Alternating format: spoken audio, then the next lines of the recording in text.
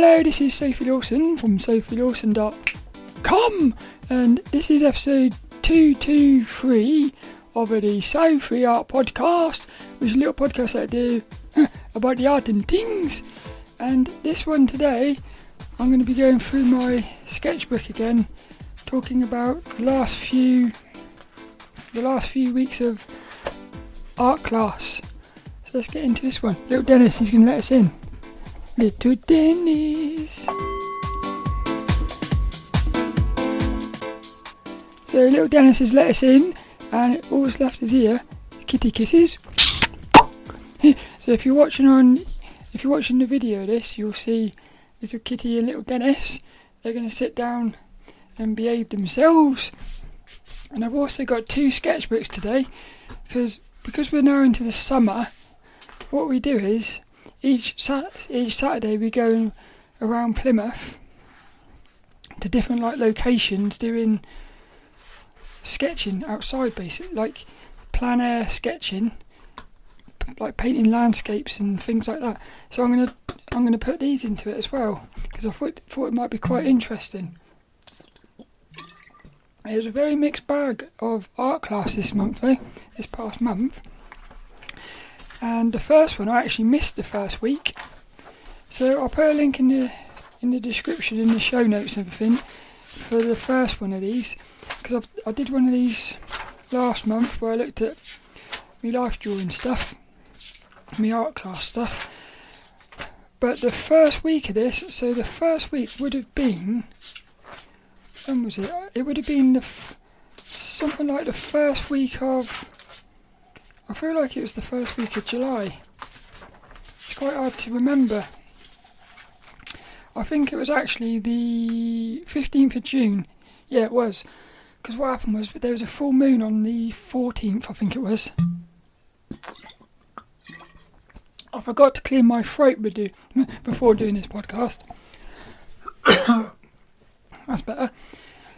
So on the 14th of June there was a full moon. So what I actually did was, a group of us did a fast. So I did a 44-hour fast, and I stopped it early to go, because I wanted to have something to eat before going to art class. But what happened was, this is quite funny actually, I ate like a fruit salad, and as soon as I ate that fruit salad, I actually ended up getting the poops. I had diarrhea, the worst I've ever had it. It was like as if, this might sound a bit disgusting, it was as if I was weeing out my bum. It was very strange. So what happened was, I actually left to go to art class. I got about 15 minutes up the road, and I thought I can't do it, and I had to go home to have a poo. So I ended up not going to art class that week, which was a shame. Because it was actually a life drawing class, and it was a portrait. I liked doing the portraits. So I missed the first week of art class, but the next week, which was the 22nd of June, we did life drawing with somebody called Stuart. Now Stuart is cool, and what's really cool about Stuart is he's actually joined the art class. So he's now actually doing art as well, which I love that. So he's a model and he's an artist. So what we did was, we did about 3 quick sketches to start with, and the thing I liked about one of my things here was the little feet. Because what I do is, with my gestures, what you want to do with your gesture drawings is turn complicated forms into simple, sexy lines. So I love doing those quick sketches. And then what I did another one. The first one I did it with my magic pencil, which is one of my favouriteest things for doing gesture drawings. And then I did it with a brush pen. And what I noticed was, I was actually, when I started to try and put a bit more detail in, I was actually struggling to capture his foot, which is quite strange, because when I went with a gesture, I found his foot very easy to capture, like the essence of it. when I started trying to put a bit more detail in, I was struggling with it. So what I did was, I actually ended up doing like loads of little sketches of his feet. Only quick sketches, because I wanted to try and capture his, I wanted to practice drawing his feet. And he did, well, he must have done about 3 or 4 poses, I think. Yeah, something that's really cool about art classes, so we do art classes 7 p.m. till 9 p.m. What happens is the last sort of 30 minutes or something, the lighting gets really cool, because what happens is the sun's setting, and so all of a sudden, like for the first hour or so, it's very sort of normal lighting. But what happens is the last half an hour especially, all of a sudden the shadows start popping, and like the lighting really brings the thing to life. So what I've noticed, what I've been doing is, I'll do me drawing, and I'll leave all of the shadows right to the end, because what happens is, like if I try to capture the shadows at the start, they're going to be completely different at the end. So they're going to be more exciting. So that you have to have like an element of like patience about it. Like you're sort of waiting for the shadows to show themselves. What's cool about Stuart is his hair as well. He's got a very cool hairstyle. I think so what I've started doing is, when the model is doing the long pose, I've actually started, instead of going straight into the final drawing, I've actually started doing little, like, what are they called? Quick sketches, like gesture drawings sort of thing. Because I find that what I noticed is, when I do my little gesture, I'll notice things that I'm going to struggle with when I do the final drawing. So it's almost like I can sort of, it's normally the proportions. When I do my little gesture drawing, what'll happen is I'll sort of notice, wait a minute, what'll happen is I'll notice that, I'll notice the areas I'm going to struggle with. So it's almost like I can practice, make a lot of mistakes before I go into the final drawing. And for the final drawing, I used my graphite pencils, and what I liked about this guy was his leg. He had a very sexy shapes to his legs. And I also really liked his haircut. He's got a cool haircut. But what happened with this one was, I was focused so much on his body, I ran out of time for his face. So when I did his face, I didn't actually build up the shadows or nothing. Because what I did was, I always find the body more exciting to draw. So I'd always do the thing I find the most exciting first. And then what I did was, and then I like doing the hair as well, especially towards the end of the session with the lighting. It was making the hair have lots of highlights, which I thought is brilliant. So for about 5 minutes at the end, I thought, I'm going to have to do the area. So I started doing the hair, and then I realised I hadn't done the face. So I had to do his face in about 2 minutes. So I sort of rushed his face a little bit. But I liked the way his face turned out. But that's one of the things with life drawing is, I always find I've either got not enough time or I've got way too much time.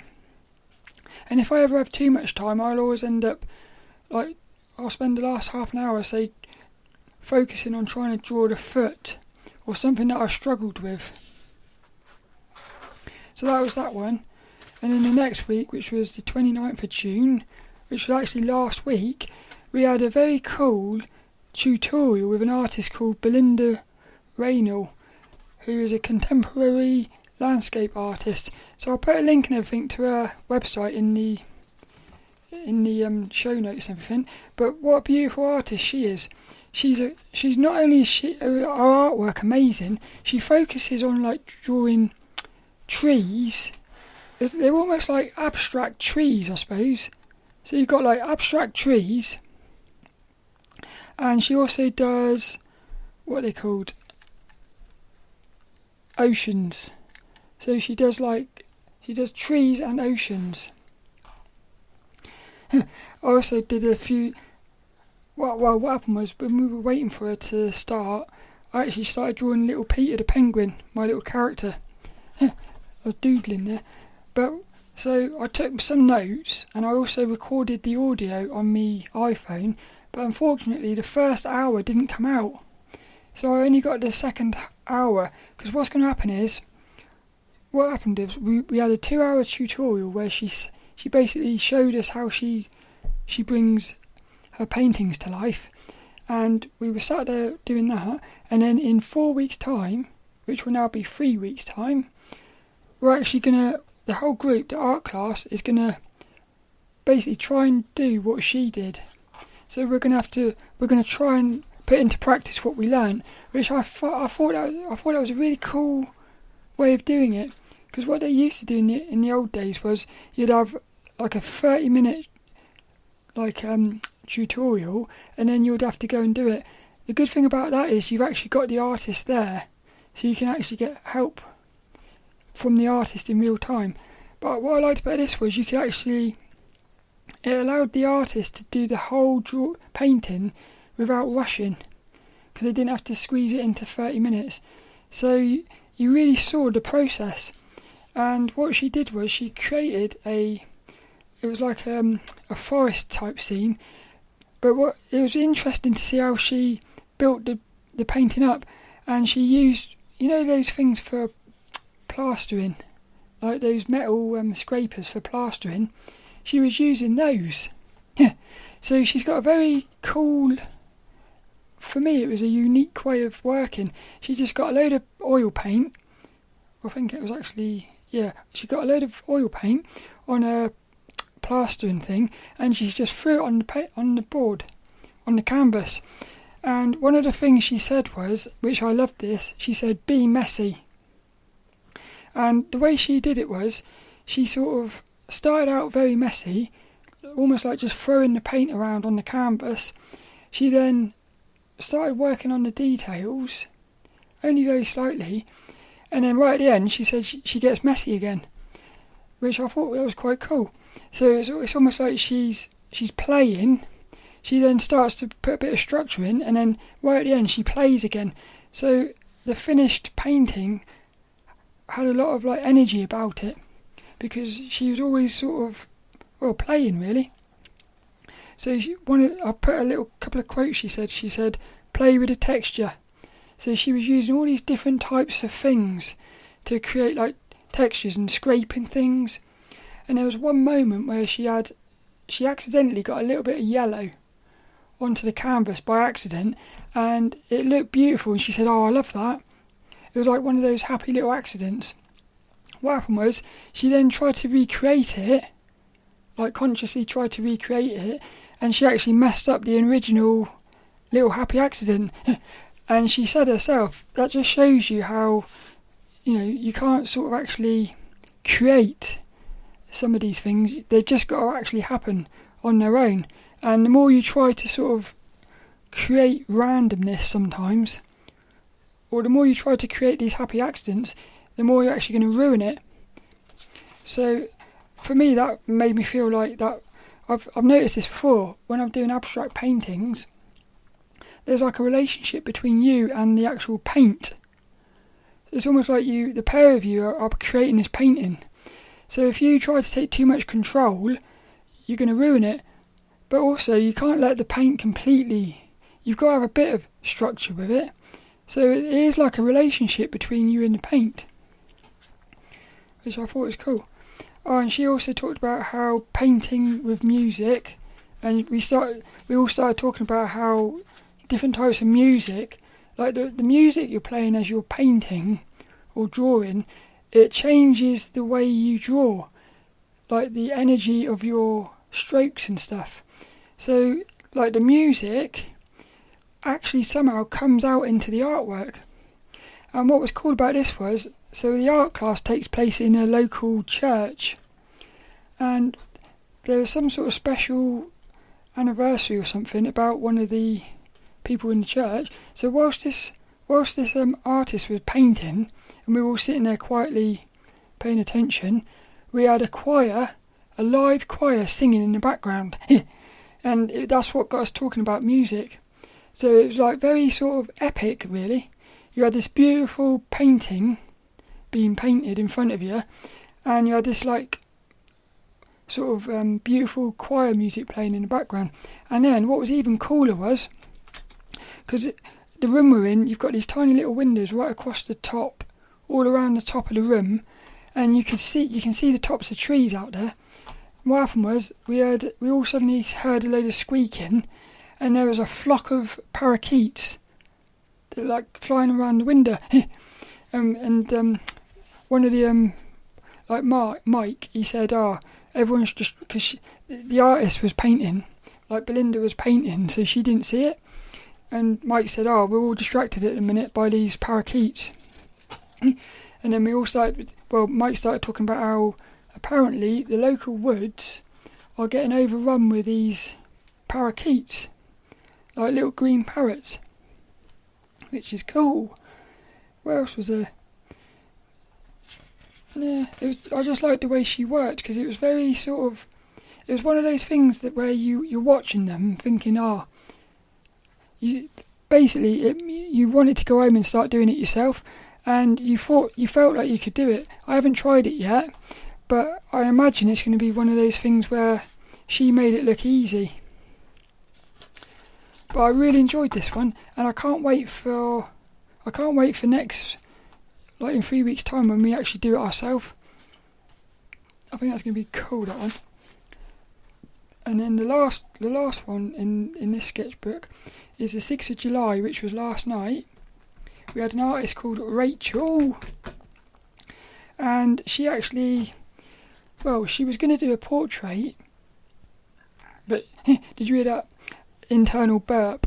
But she ended up doing a life drawing, and the best thing about her was she had her hair in a ponytail like Lara Croft, and I was just really drawn to that shape right from the beginning. The shape of her hair was like so cool. So I started out doing my little quick sketch from pencil. I then did one with me brush pen, and during the break, like when we all walk around looking at each other's work, she actually said, the model, she said, I was watching you draw me with your pens, because she thought it was quite interesting to draw her with me pens, which I like that, because the good thing about that is there's sort of like I feel like the models are sort of like the way that the artist respects the model, and the artist can see the beauty of the model. I feel like the model is the same way, but with the artist, they can see like the beauty of the artwork somehow. So there's this relationship going on between the artist and the models. So what I did on this one was I did it in pencil, and I focused on her hair really, and I thought to myself, I haven't done this big enough. So then after the break, I just focused on drawing her hair, because I loved the shape of it. But she had a little necklace on as well, which was cool, because I always think that these props tell a story. So she had a little star necklace on, which was nice. And when we had our little break, we was all walking around talking to each other. We were talking about like drawing hands and things, because what I tend to do is I tend to draw the hand as a big shape. And one of the other artists was saying, because she was trying to draw the fingers like straight away. So I always just draw a big shape, and then I'll try to get the fingers in later. But on this one, I decided to go straight to her hair for the second session. So, and I enjoyed that as well. The best thing about doing hair is putting the highlights in right at the end. So it's another one of those things with hair, you've really got to be patient. you got to build it up slowly, and the fun is always right at the end when you can start putting the highlights in. And that was it for the last few weeks of art class. My favourite thing, I feel like my favourite thing was, the thing was they're all different this one. Yeah, they're all different.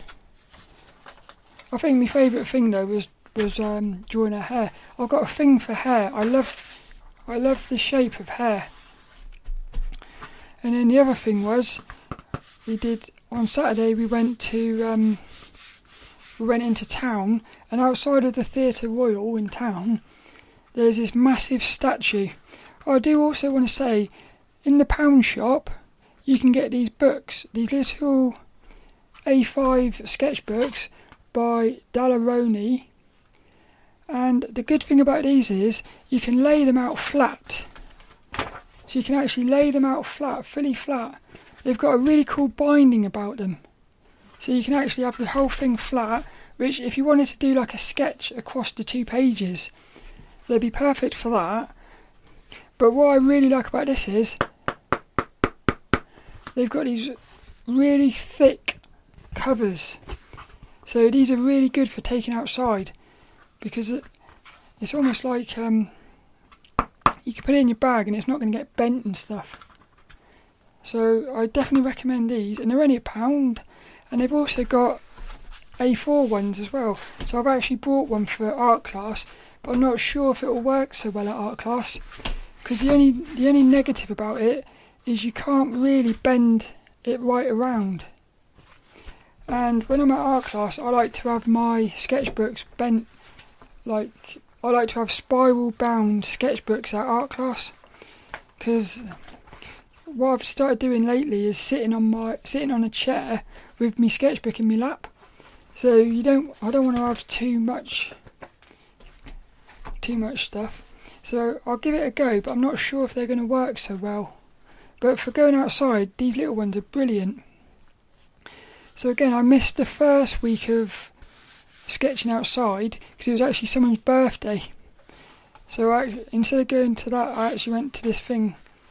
But when was it? It was Saturday. The Saturday just gone. We did this. Now it was quite funny actually, because it was raining, and when I turned up at 10 o'clock in the morning, I went straight from work and nobody was there. So I sat there on my own for about 10 minutes, and then suddenly a few people showed up. So it was really cool because we were sat there in the rain and we carried on sketching. What I liked about that was it made me feel sort of like that sort of thing of like nothing's going to stop you really. I found it quite powerful that we all carried on sketching, because I think a lot of people would have just gone home and thought, well, it's too wet, or they wouldn't even bothered coming out because they thought it was too wet. But what we did was we sketched this giant statue that is outside the Theatre Royal, and I really struggled with it because it's a very angular shaped statue. So, and everything, because this statue itself is sort of out of proportion, it's very hard to draw it, because I found I wanted to keep trying to correct the proportions and stuff. But the best thing about this is one of the hands is shaped very much like a high heel. I like that. But the best thing about this is the negative shapes, because this statue is full of negative shapes. So that was the first thing I did, was I focused on like the negative shapes. So I did a page of little sort of very basic things. I then tried to do another one capturing the shadows. I did all this with pens as well. There's these beautiful pens in the pound shop. Again, they're only £1. I think you get 6 in a packet. They're called Link Saffron Max gel pens. What is amazing about these is it's the way they sort of it's the way they glide across the paper. It feels like you're sort of somehow it feels as if you're like painting with your fingers. Have you ever had an art tool where it feels like you're sort of really connected to it. It's as if like you're in complete control of it. So that's like these. I think these. I bought about what was it? I bought about 6 boxes of these. The black ones. They've also got blue ones, but I find that for me, I think the black ones are brilliant for doing sketches. So that's what I did with that. And what I did was I did the first one with these shadows, and then I started focusing on the areas I liked. And I noticed that I liked the foot, I liked the shapes of the feet, the hand. Yeah, the hands and the feet I thought were very interesting shapes, and then also the face. And the thing about this is I've looked at this statue so many times, because it's been there for a few years, but I realised I've never really actually looked at it properly, because what I noticed was the figure is wearing a hoodie. And if you looked underneath the statue, you could actually see the pockets of the hoodie.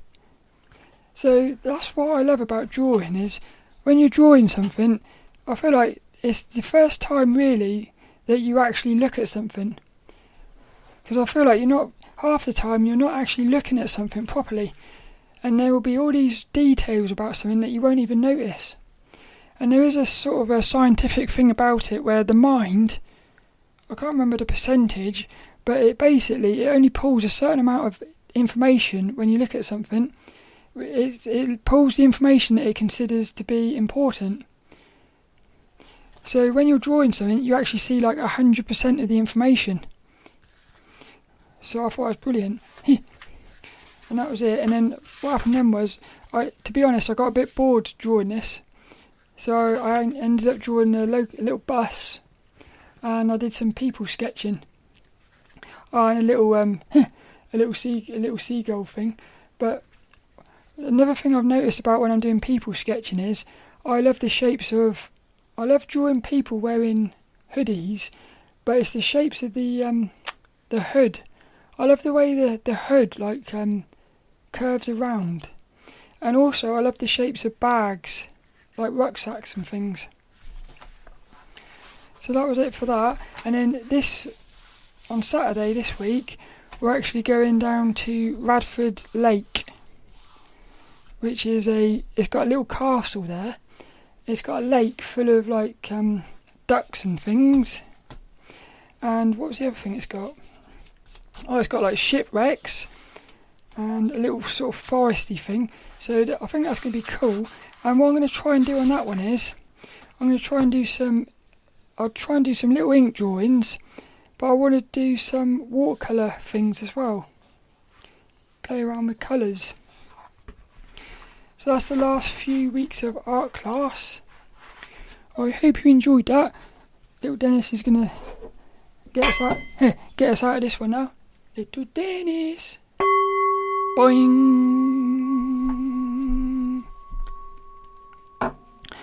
So all that's left is this week's little inspirational quote, and I'm going to give it to the artist Belinda Reynell, who you can find on the website belindareynell.com, which is BELINDAREYNELL.com. And well, she's a cool artist, and she said some really fun quotes. And I think the quote for this week is going to be messy. A nice little simple one, but I like the sort of the message behind that quote. Be messy, because for me it creates this image of like being playful, carefree, and I feel like that is what art should be about. I feel like art should be all about just going for it and expressing yourself and being messy. So this week's little inspirational quote: be messy. Belinda Reynell.